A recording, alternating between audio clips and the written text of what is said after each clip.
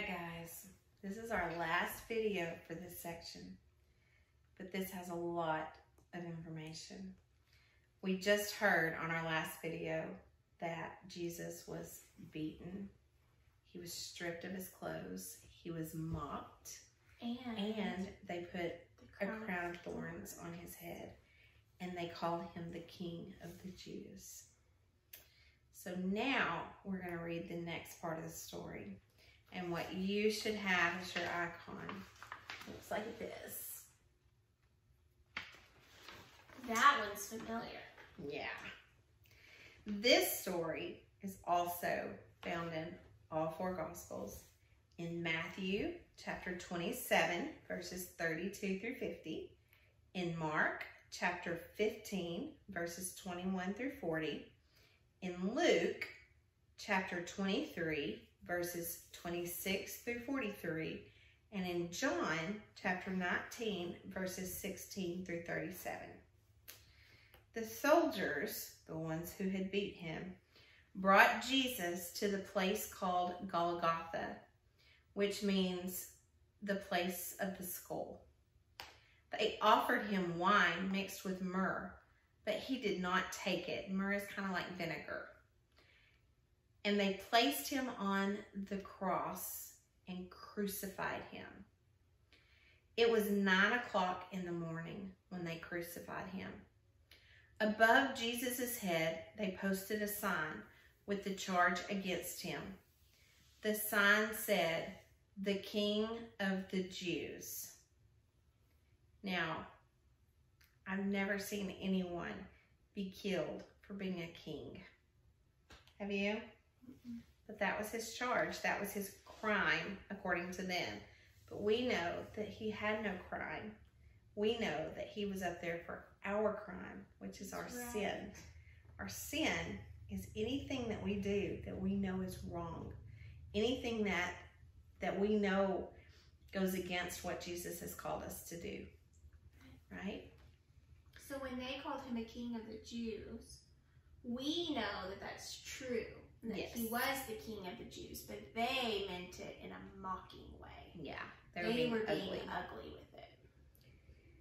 He was crucified between two robbers, one on his right and one on his left.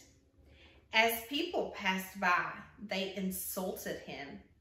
They said, "So, you who are going to destroy the temple and build it in 3 days, come down from the cross and save yourself." The chief priests and the teachers of the law also joked about Jesus. They said, "He saved others, but he can't save himself. He should come down from the cross and prove he is who he is so that we might see and believe."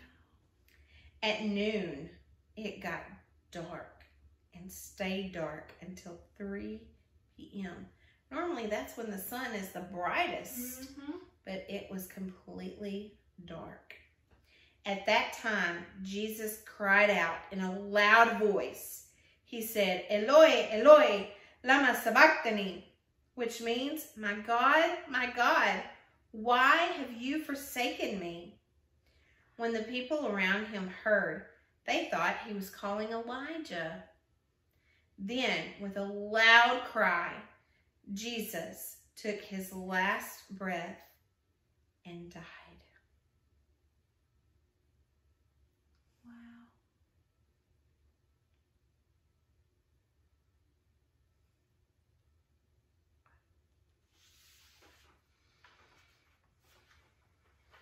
Okay. So, the next thing is that Jesus was buried. Because that's what happens after death, is you're buried, right? So, this story, or this part of the story, this is all one big story, really. Yeah. But this part of the story can be found in Matthew chapter 27, verses 57 to 61. Mark chapter 15, verses 42 to 47. Luke chapter 23, verses 50 to 56. and John chapter 19, verses 38 to 42. Do we have an icon for this one? We do. Let's see. This right here. So it kind of looks like mountains with a hill with a big rock in front of it. Wonder what that is. Well, I bet we're about to find out. Okay, so after Jesus died, a man named Joseph, who was a disciple of Jesus, went to Pilate and asked him for Jesus' body. Pilate ordered the soldiers to give Jesus' body to Joseph. Joseph took his body and wrapped it in a clean linen cloth. And then Joseph placed Jesus' body in his own new tomb that had been cut out of a rock. That's the tomb. Oh, the tomb. Of course. Just cut out of a rock. That's so crazy. Yeah. They made a little cave, kind of. So Mary Magdalene and the other Mary were there watching as Jesus was placed in the tomb. And then Joseph rolled that big stone in front of the entrance of the tomb and went away. Pilate ordered the soldiers to seal the rock, and he placed the soldiers there to guard the tomb. The Jewish leaders were afraid that someone would steal Jesus' body and tell people that he had risen from the dead. So there were soldiers there all the time in front of that, by that rock, with that. That's a huge rock. It would take more than just one person. Joseph had a lot of help getting that rock over there. Yeah. But you know what? They were afraid that people were going to steal the body. So they were guarding it the whole time, right? The whole time. Wow. Nothing could happen. Nothing. Remember that. Nothing could happen. Nothing. So the next icon you have is the sunshine. And guess what? We're about to find out what did happen. Are you ready? This is my favorite part of the story. Mine too. All right. This can also be found in all four Gospels. Matthew chapter 28, verses 1 through 10. Mark chapter 16, verse 1 through 8. Luke chapter 24, verses 1 through 12. And John chapter 20, verses 1 through 9. The sun rose on Sunday morning. Guess what day it is? And it was the start of a beautiful new week. Because they hadn't been able to put spices on Jesus' body before the Sabbath, Mary Magdalene, Mary the mother of James, and Salome went out to the tomb. As they walked early in the morning, they started to wonder something. They asked each other, "Who will roll the stone away from the entrance of the tomb?" But it was guarded and nothing could happen. Right? But they were going to go in and put the spices on there. So they were trying to figure out who was going to help them roll it away. But when they got to the tomb, they were shocked.